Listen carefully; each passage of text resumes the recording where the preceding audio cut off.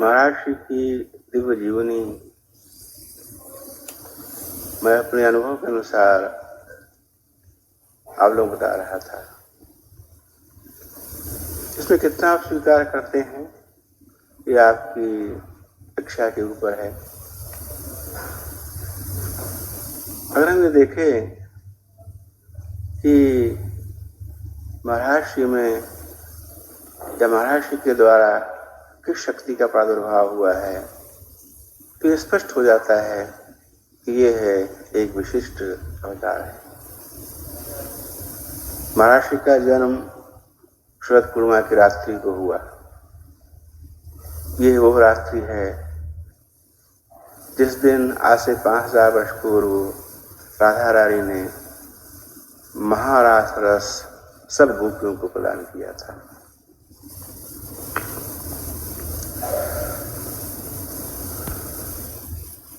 मैं जब बरसाने में था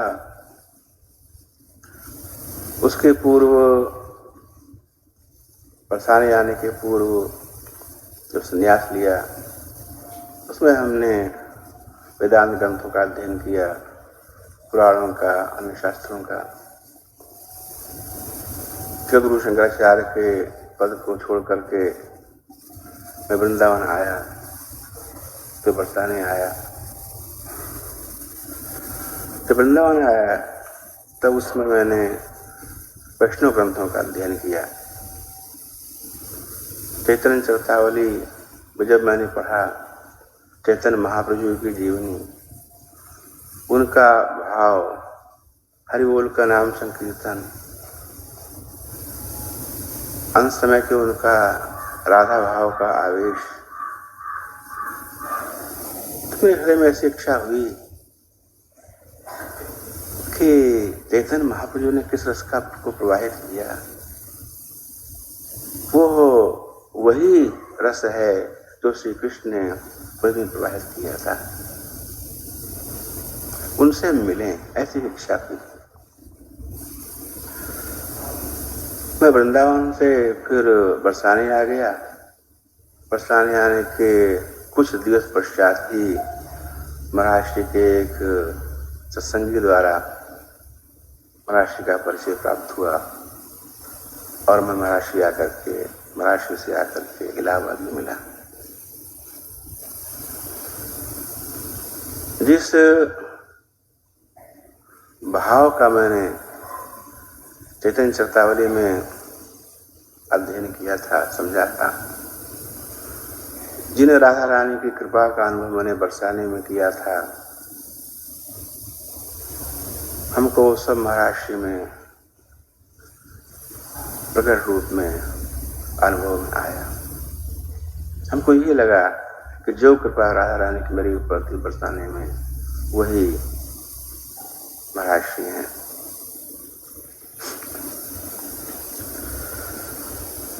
उनके जीवन के संबंध में जो मैं बता रहा हूँ आपको, ये अपने अनुभव के आधार पर है और अनुभव के अतिरिक्त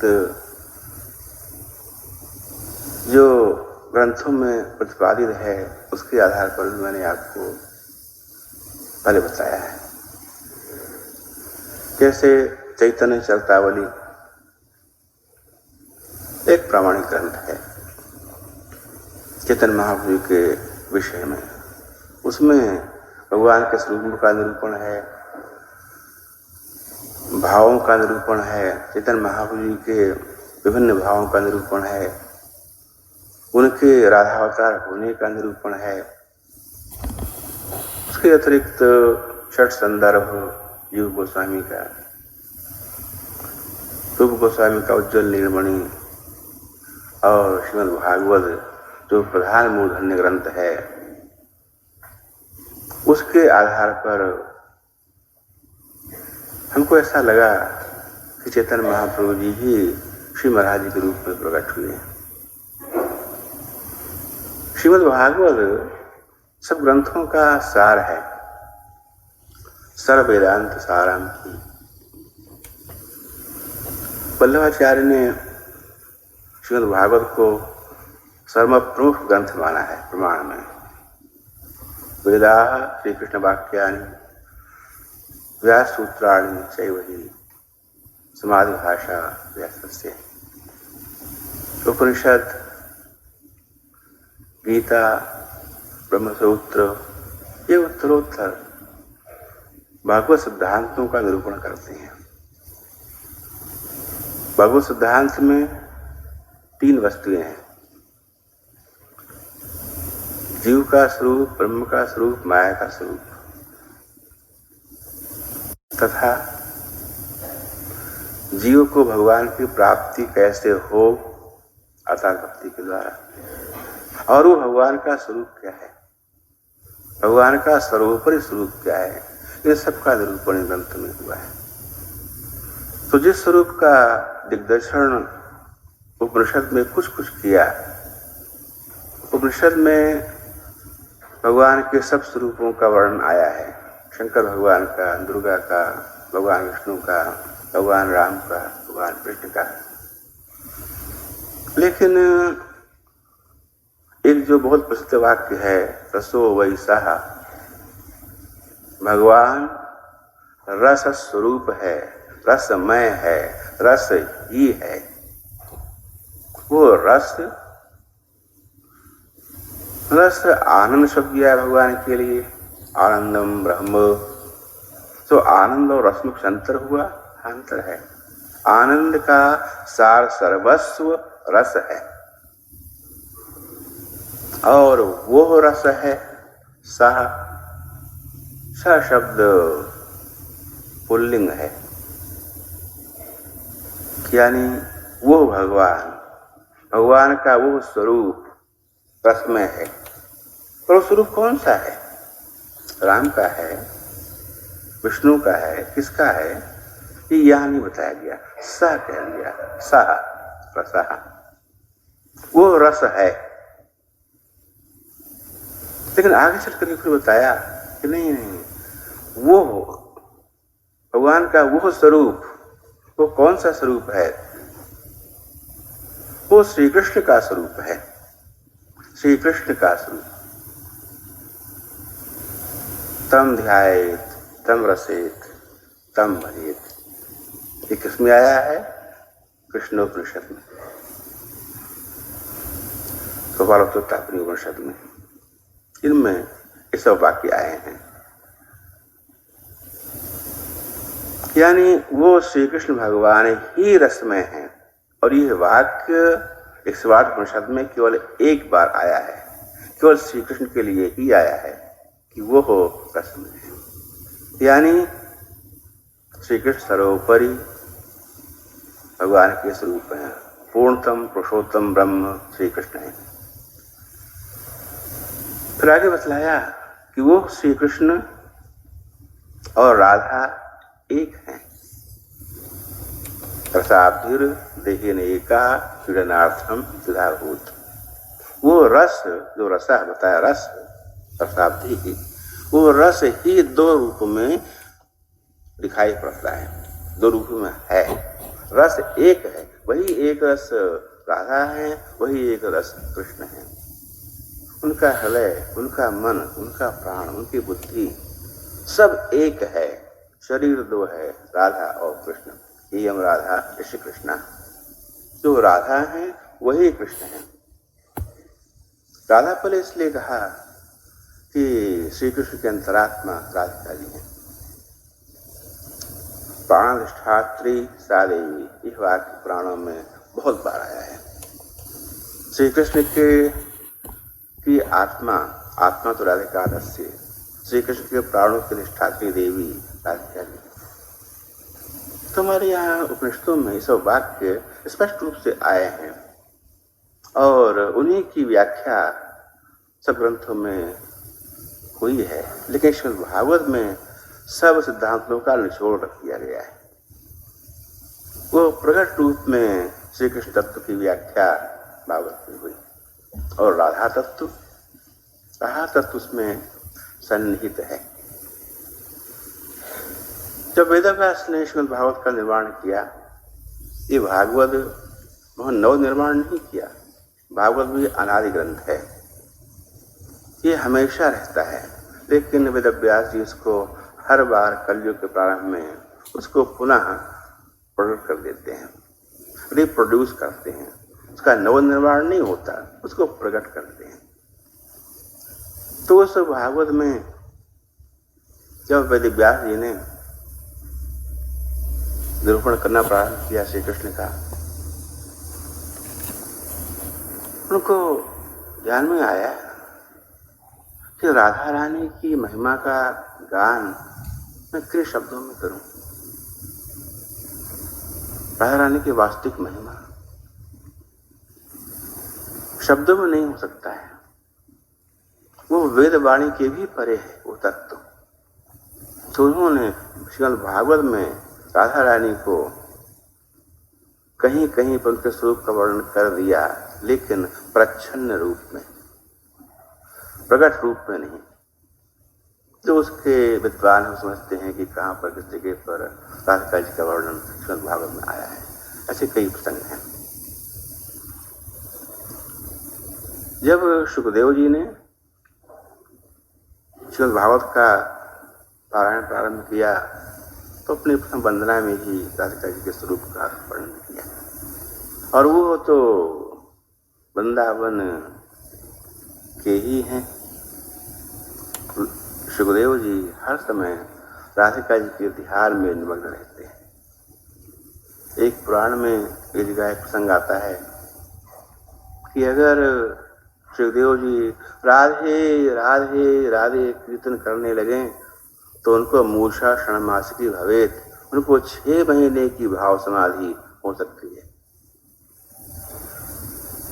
ऐसे वो राधा रानी के भक्त हैं।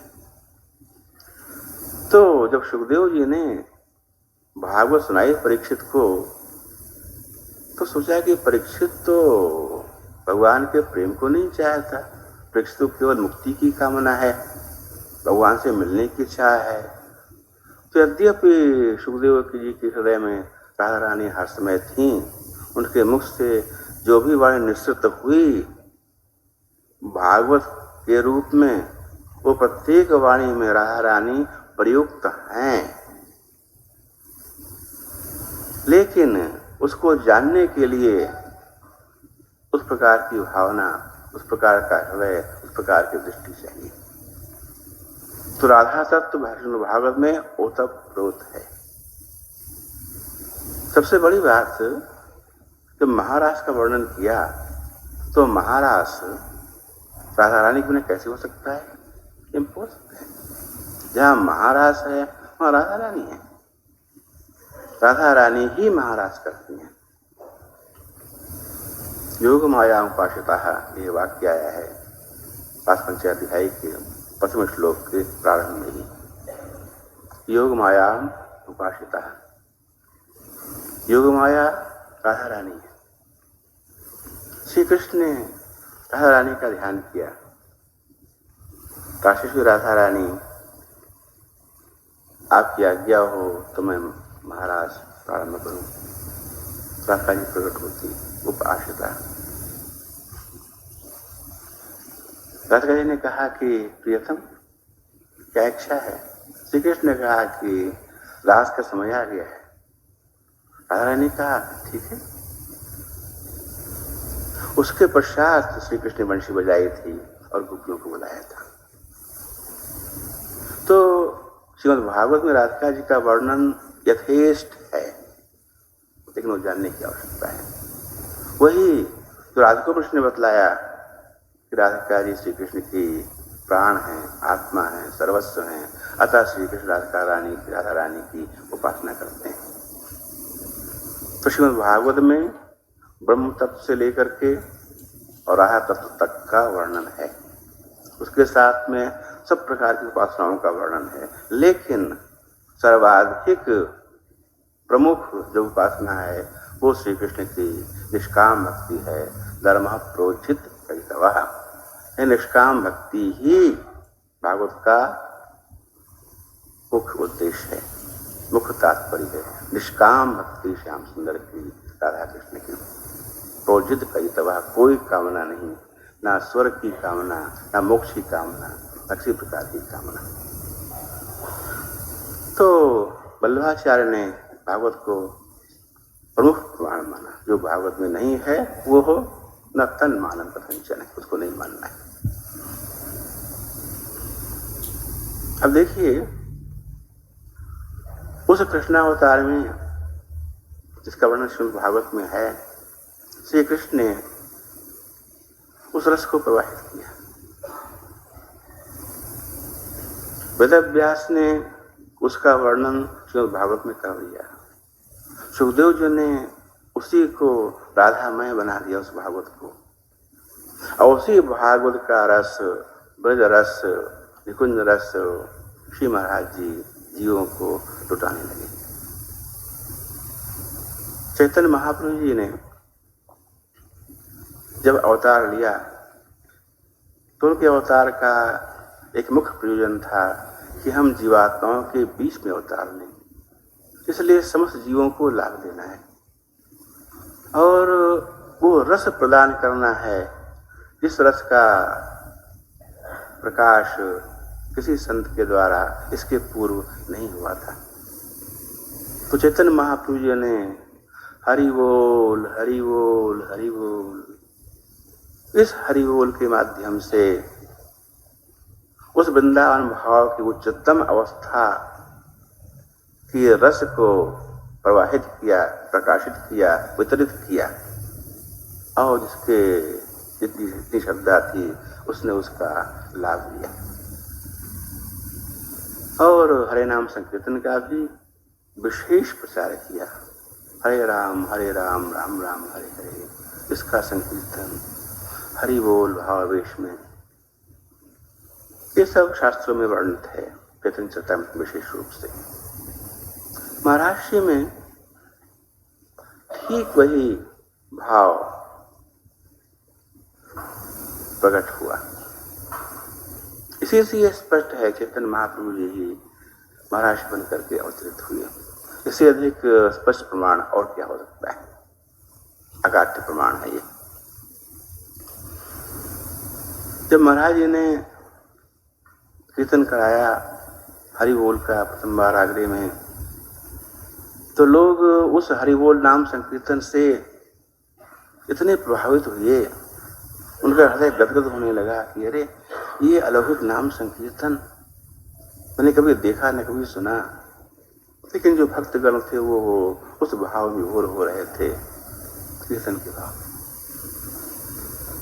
महर्षि का नाम संकीर्तन उस समय पद संकीर्तन साक्षात नाम का रस ही प्रदान करता था, अब भी करता है। महर्षि कोई भी नाम लेते हैं, उस नाम से नाम का रस ही प्रकट होता है, वास्तविक रस। जैसे कोई लीला आप भागवत में पढ़ते हैं कि गोपियां राधा रानी श्री कृष्ण नृत्य कर रहे हैं, रास हो रहा है, या कुछ ग्वाल बाल जंगल में चले गए श्री कृष्ण के साथ खेल रहे हैं। आपने पढ़ा, आप सोचते हैं श्री कृष्ण राधा रानी ग्वाल बाल, क्या कोई हमको देखने को मिलेगा? हाँ, मिल रहा है देखने को। जब महाराज जी किसी भी पद की व्याख्या करते हैं या किसी भी नाम का संकीर्तन करते हैं या किसी भी लीला का वर्णन करते हैं, वो वर्णन नहीं है, उस लीला का प्रत्यक्ष प्रतिपादन है। जैसे महाप्रभु जी ने कहा, नाम नामकारी बहुधा निज सर्वशक्ति ही तत्रार्पिता। श्री कृष्ण नाम के अंदर श्री कृष्ण ही अंतर्निहित हैं। श्री कृष्ण नाम के अंदर राधा नाम में राधा ही अंतर्निहित हैं, यानी राधा नाम राधे राधे राधे कृष्ण कृष्ण कृष्ण, इस राधा कृष्ण नाम में राधा कृष्ण ही हैं, राधा कृष्ण ही, उसमें कोई अंतर नहीं है। कोई गोपांगना राधे कृष्ण कह रही है, उसको उस नाम में कितना रस आ रहा है, जितना कि साक्षात श्री कृष्ण के दर्शन करने का होता है, वही रस आ रहा है। श्री कृष्ण के सामने आप खड़े हैं, साथ में हंस करके बातें कर रही है, या कोई गोपिका अपने घर में बैठी हुई ध्यान कर रही है, कृष्ण कृष्ण राधे राधे, दोनों को एक ही प्रकार का रस प्राप्त हो रहा है, जो श्री कृष्ण के पास है, राधा रानी के पास है, या जो दूर बैठी हुई केवल नाम का उच्चारण कर रही है, क्योंकि नाम और नामी का अभेद माना गया है। अभेद, जो नाम है वही नामी है, जो नामी है वही नाम है। तो जब महाराज श्री किसी भी नाम संकीर्तन को करते हैं तो नामी को प्रकट कर रहे हैं, उसमें नामी का निवास ही नहीं है, नामी प्रत्यक्ष है उस नाम संकीर्तन में। साक्षात राधा रानी श्री कृष्ण उनका जो रस है वो प्रदान कर रहे हैं।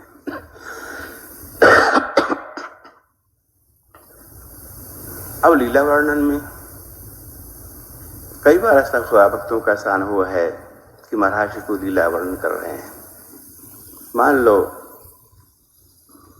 यशोदा मैया एक पथिक से कह रही हैं, पथिक तुम इतनो कहियो जाए। एक बार आगरे में महाराज जी ये व्याख्या कर रहे थे, कोई भक्त प्रथम बार आया था, पहली बार सत्संग में, उसने सुना महाराज जी की वाणी, उसकी महाराज जी की वाणी उसके हृदय में प्रविष्ट हो गई, आके वो बैठ गया। महाराज जी ये पद व्याख्या कर रहे हैं। उस सत्संगियों को लगा कि वास्तविक लीला का यहाँ पर दर्शन हो रहा है। यशोदा मैया रो रो करके पथिक से कह रही हैं कि अरे पथिक, तुम जाके हमारे लाला से ऐसा कह देना। इस प्रकार का अनुभव बहुत से भक्तों का है।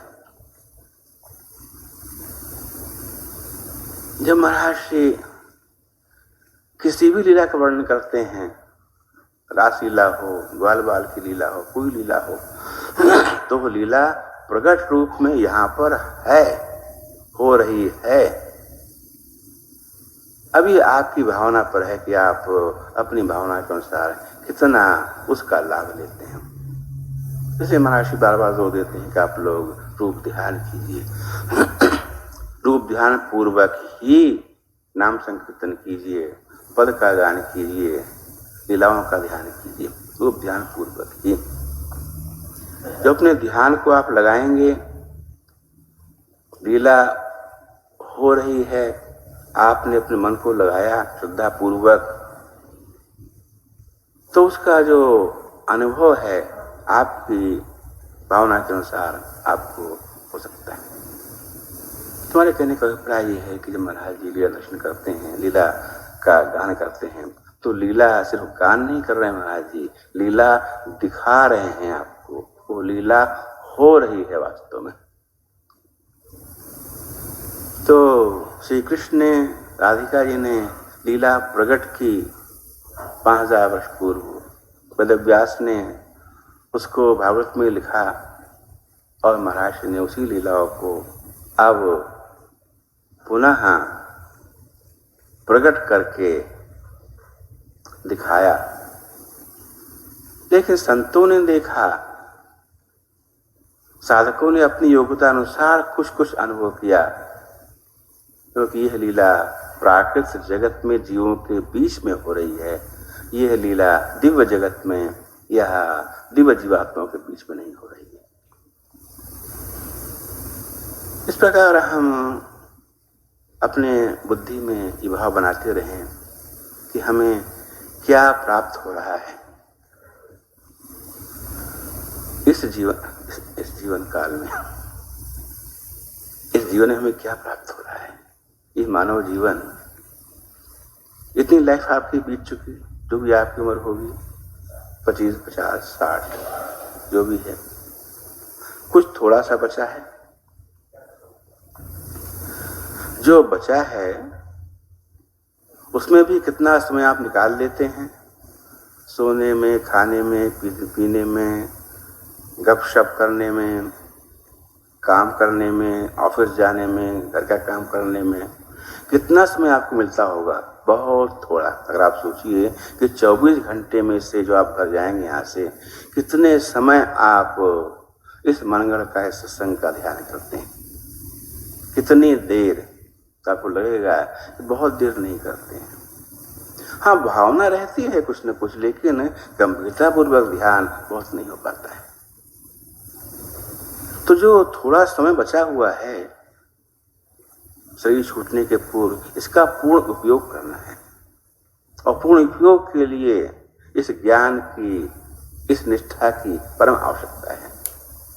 आपको जब ये ज्ञान होगा, अरे हमको ये रस प्राप्त हो रहा है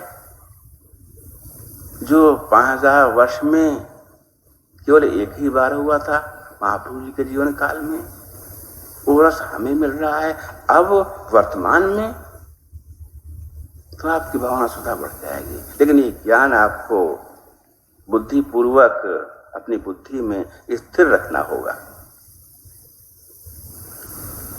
इस प्रकार जब हम लोग साधना करेंगे तो स्वयं अनुभव होगा कि हाँ, हम लोग अब राधा रानी के निकट पहुंच रहे हैं। देखिए, आप लोग अपनी भावना में कभी भगवान को भोग लगाते हैं, महाराज जी को भोग लगाते हैं, राधा रानी को भोग लगाते हैं, श्री कृष्ण को भोग लगाते हैं, तो आप सोचते हैं ये भोग महाराज जी आके ले लेंगे या श्री कृष्ण इससे भोग को अपने हाथ से खा लेंगे? नहीं, आप सोचते हैं वो नहीं खाएंगे।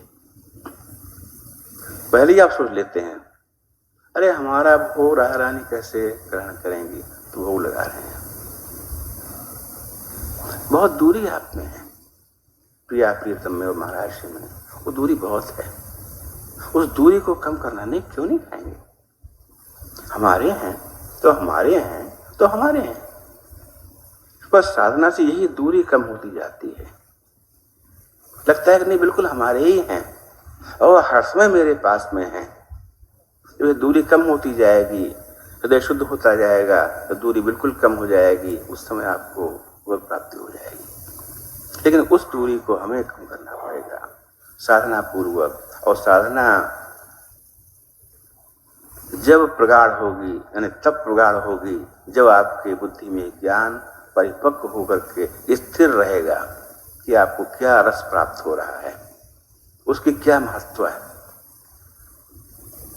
जहाँ तक मेरा अध्ययन और अनुभव है, किस प्रकार का रस प्रदान पहले कभी नहीं हुआ। प्रत्येक धर्माचार्य ने भगवान की भक्ति का प्रसार किया, लेकिन जीवों के साथ कितना अधिक समय दिया उनको नाम का लाभ देने में, इतना नहीं जितना कि अब हो रहा है। चेतन महाप्रभु जी के टाइम में भी महाप्रभु जी रात्रि में कीर्तन दिया करते थे। दिन में लोग आते थे, भक्तगण दर्शन करते थे, लाभ लेते थे, वार्तालाप करते थे। एक घटना बताएं आपको। एक बार 1953 की बात है, महाराज जी राजकोट गए हुए थे, गुजरात। एक बार वहां गए थे, तो वहां पर एजुकेशन मिनिस्टर के घर पर ठहरे थे और उस समय कोई डॉक्टरों की एक टीम आई हुई थी इंग्लैंड से कुछ रिसर्च करने के लिए। तो वो लोग सत्संग में भी आ गए, महाराज जी के सत्संग में, और उनको बड़ा अच्छा लगा। अरे यहाँ तो बहुत मन की शांति मिलती है, स्ट्रेस तो गायब हो जाता है। लेकिन उनको चिंता हुई, उन्होंने देखा कि महाराज जी कितना परिश्रम करते हैं, 11-11, 12-12 घंटे बोलते हैं दिन रात में। इतना बड़ा कौन बोल सकता है। दिन भर महाराज की 3-4 स्पीच होती थी, फिर नाम कीर्तन कराते थे, पद कीर्तन कराते थे। उनका इतना अधिक कोई व्यक्ति नहीं बोल सकता। और फिर कुल 4-5 घंटे विश्राम करते, मुश्किल 3-4 घंटे। तो सोचा कि अगर यद्यपि महाराज जी यंग हैं, जवान हैं, अगर ऐसा ही बोलते रहेंगे तो उनकी एनर्जी बहुत डाउन हो जाएगी, महाराज जी बहुत कमजोर हो जाएंगे। तो उन्होंने अप्रोच किया मिस्टर साहब को और कहलवाया कि महाराज जी से आप कह दीजिए, महाराज जी कृपा करके आप कम बोला करें, सत्संग दें लेकिन कम कर दें। बात महाराज जी तक आई। महाराज जी ने कहा कि हाँ हाँ, अगर ऐसा है तो हम कम कर देंगे, लेकिन हमारी एक शर्त है। वो शर्त क्या है? देखो, डॉक्टरों से कहा कि तुम लोग एक्सपर्ट हो, अच्छे अच्छे डॉक्टर हो, तुम लोग टेस्ट करो मेरा, जो भी आप चाहो, स्किन रेजिस्टेंस या टेंशन का या एंजाइटी का या स्ट्रेस का, किसी प्रकार का आप टेस्ट करो, ब्लड प्रेशर, जो भी आप चाहो, 1 हफ्ते तक आप करते रहो। अगर तुम लोगों को हमारे एनर्जी में कुछ कमी मालूम पड़े 1 हफ्ते के बाद, तो हम कम कर देंगे अपना टाइम, और अगर कम नहीं हुई तो तुम लोगों को जो हम बताएंगे वो साधना करनी पड़ेगी। एक शर्त है, सीधी सी बात है। उसमें कुछ लोग श्रद्धालु भी हो गए थे और कुछ लोगों को अपने विज्ञान पर विश्वास था कि ये मेडिकल विज्ञान है, कोई मनुष्य ऐसा नहीं कर सकता, इतना परिश्रम करे, इतना कम रेस्ट करे, उसकी एनर्जी डाउन नहीं हुई, इम्पॉसिबल है। तो उन्होंने कहा ठीक है, जो आप कहेंगे। जब 7-8 दिन के बाद में उन्होंने अपना रिजल्ट चेक किया तो महाराज जी वैसे he ever new ever fresh, नित नवायमान, वैसे ही यंग, हैंडसम, अलाइव, स्फूर्तिवान, वैसे ही थे, कोई अंतर नहीं है महाराज जी में। लोगों को आश्चर्य तो बहुत हुआ, सोचा भाई ये अलौकिक पुरुष हैं, मानवीय पुरुष नहीं है, अलौकिक पुरुष हैं। क्योंकि अलौकिक पुरुष महाराज जी हैं, इसलिए कुछ भी हो सकता है। मैंने कहा कि अब तुम लोगों को करना पड़ेगा साधना। तो महाराज जी ने उनको उपदेश दिया, कृष्ण नाम का कीर्तन करते रहो, राधा कृष्ण का ध्यान करते रहो, उनका नाम लेते रहो, और इस सत्संग में जो तुमको लाभ हुआ है उस लाभ का भी स्मरण करते रहो। लोगों ने बहुत से फोटो महाराज जी के लिए उस समय अब उपलब्ध नहीं है, चले गया। यहाँ आप देखिए, परसों रात्रि का जागरण था, महाराज जी 1:30 बजे रात्रि तक यहाँ पर रहे सत्संग हाल के अंदर। प्रतिदिन महाराज जी 5-6 बार सत्संग हॉल में आते हैं, आप लोगों को सत्संग लाभ देते हैं। कितना परिश्रम करते हैं, इतना किसी ने आज तक नहीं किया इतिहास में, जहां तक मेरा ज्ञान है। ये पहली बार इतना हो रहा है। किसके लिए महाराज जी कर रहे हैं? हमारे लिए कर रहे हैं। इतना परिश्रम, इतना लाभ दे रहे हैं हम लोगों को। और किस क्लास का सत्संग दे रहे हैं? वो टॉप मोस्ट क्लास का जो निकुंज रस है, ब्रज रस है, वो प्रदान कर रहे हैं, साक्षात प्रदान कर रहे हैं, साक्षात। उसकी व्याख्या नहीं कर रहे हैं, व्याख्या अलग होती है, उसको साक्षात प्रदान कर रहे हैं। और उनकी कितनी कृपा है, किस क्लास का रस दे रहे हैं, कितना अधिक दे रहे हैं, मैंने आपको बताया। कितनी कृपा है, इस कारण हो प्रत्येक कर चुका प्रत्येक सत्संगी कि महाराज जी प्रत्येक सत्संगी का कितना ध्यान रखते हैं, हर प्रकार से उसमें भाव जागृत हो, साधना में आगे बढ़े, भगवान नाम ले, महाराज जी इसका प्रयास करते रहते हैं। कृपा का स्वरूप ही है, इसलिए उनका नाम कृपालु है। इन सब बातों को हम अपने मस्तिष्क में रखें तो ये जो साधना शिविर है 1 महीने का, इससे जो आपको लाभ मिलता है, ये है अनेकों गुना अधिक हो सकता है। साधना में जीव की अपनी बुद्धि, महाराज जी की कृपा, अपनी शरणागति और किसी में दोष नहीं देखना। महाराज जी ने प्रत्येक सत्संगी को अगर पर्सनली बात की होगी, अगर आदेश दिया हो लिख करके लिखा होगा उसके अंदर कि पर दोष दर्शन ये घोर कुसंग है, नहीं करना है। मन में हमेशा दैन्य भाव रखना है। आज का प्रमुख आदेश है शासकों के व्यवहार के विषय में।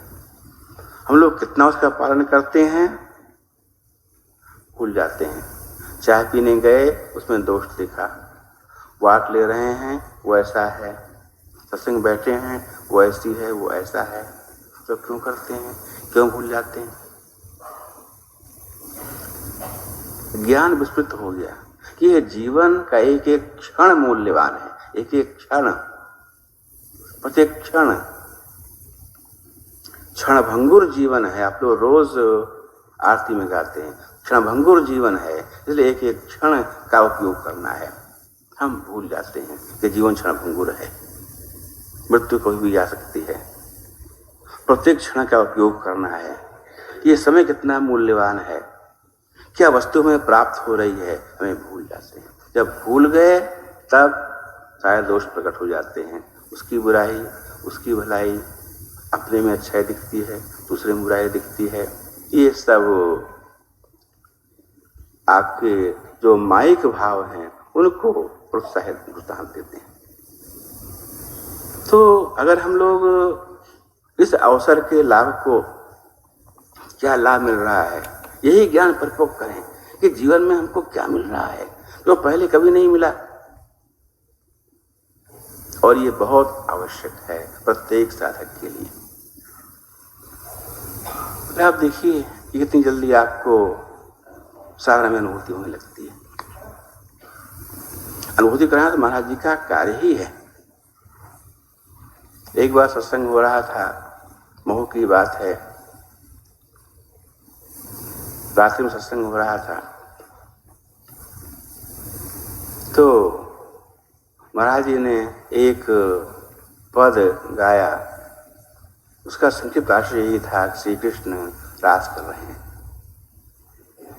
फिर नाम संकीर्तन कराया महाराज जी ने। नाम संकीर्तन में सब लोग खड़े हो गए और खड़े होकर के नृत्य करने लगे। कीर्तन हो रहा है तो लोग नृत्य कर रहे हैं। रात्रि का समय है, कीर्तन बहुत देर तक चला। सब सत्संगियों को ऐसा अनुभव हुआ कि साक्षात राधा कृष्ण बीच में खड़े हैं और रास हो रहा है। सबको एक सा अनुभव तो नहीं हुआ, लेकिन सबको कुछ कुछ अनुभूति, किसी को विशेष, किसी को कम, किसी को एक झलक दिखाई पड़ी, किसी को भावना में हुआ, लेकिन इस प्रकार का अनुभव हुआ कि हाँ, आज का रात्रि का सत्संग तो बहुत ही अपूर्व था। तो महाराज के सत्संग में इस प्रकार का भाव लोगों को आता है। ये स्पष्ट करता है महाराज जी वो रस नहीं प्रदान करते हैं, उस रस को पूर्णतया प्रकट कर देते हैं, उस लीला को स्थापित कर देते हैं। वहां पर जो लीला महाराज जी कह रहे हैं उसका वर्णन केवल नहीं है, उसकी स्थापना वहां लीला हो रही वहां पर। जैसे कृष्णावतार में हो रही थी वैसे ही अब हो रही है। कृष्णावतार में लीला क्रमशः हुई थी, अब वो लीला महाराज जो कुछ भी कहते हैं वो लीला प्रकट हो जाती है। एक बार की घटना है कि आप लोगों को सुना होगा, दीपावली गई लखी दीपावली बलिहार। आप लोग जानते हैं इस पद को। एक बार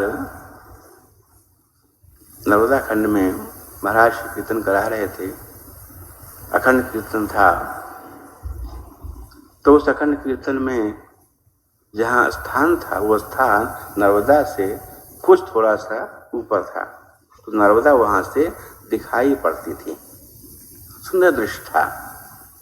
रात्रि में चंद्रमा निकला हुआ है, नर्मदा का प्रवाह दिखाई पड़ रहा है। लोग कीर्तन कर रहे हैं, कुछ लोग महाराष्ट्री भाव में हैं। अखंड कीर्तन था। लोगों को वहां पर एक विशेष अनुभव हुआ। विशेष किसी ने देखा ऐसे ही रात्रि में, तो नर्मदा के ऊपर, पानी के ऊपर कुछ जगमग जगमग दिखाई पड़ा। ध्यान से देखा, अरे हजारों दीपक वहां पर जल रहे हैं। उसको ऐसा अनुभव हुआ। दूसरे दिन उसने पूछा अपने सहयोगी से, जो पास में बैठा हुआ था, सत्संगी से, भाई हमने रात को ऐसा देखा? उसने कहा हाँ हाँ हमने भी ऐसा देखा। ये चर्चा का विषय हो गया। तो सत्संगियों ने प्रायः रात्रि को हजारों लाखों दीपक जल रहे हैं देखा। इससे आप क्या अनुमान करते हैं? महाराज जी ने वो दीपावली लीला प्रत्यक्ष वहां करके दिखाई। जैसे कि राधा रानी की तरफ से आ रही हैं, उधर से श्री कृष्ण आए, मानसी गंगा में दीपक प्रवाहित किया। अब मानसी गंगा में हजारों लाखों दीपक जगमगा रहे हैं। जो गिरि गोवर्धन है वो जगमगा रहा है, लोग दीपावली मना रहे हैं।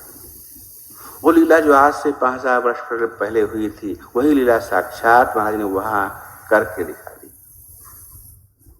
अब चूंकि उसमें सब महापुरुष थे, वो लीला दिव्य महापुरुषों के बीच में हुई थी। ये लीला यहाँ पर जीवों के बीच में हो रही है, तो संत जन तो उसका पूर्ण लाभ लेते ही हैं। भक्त जन, साधक जन अपनी साधना के अनुसार उसका अनुभव करते हैं और कर सकते हैं। तो इस प्रकार मैंने समझाया कि ये सब जो कुछ आपको मिल रहा है इतना अलौकिक है, इसका पूर्ण वर्णन असंभव है। वो वाणी के परे की बात है। हम लोग इसका पूर्ण लाभ लें, यही अपने जीवन का साफल्य है। अवशेष मैं कल बताऊंगा। बोलो राधा रानी की, मनगढ़ धाम की जय। श्री राधे, जय श्री राधे।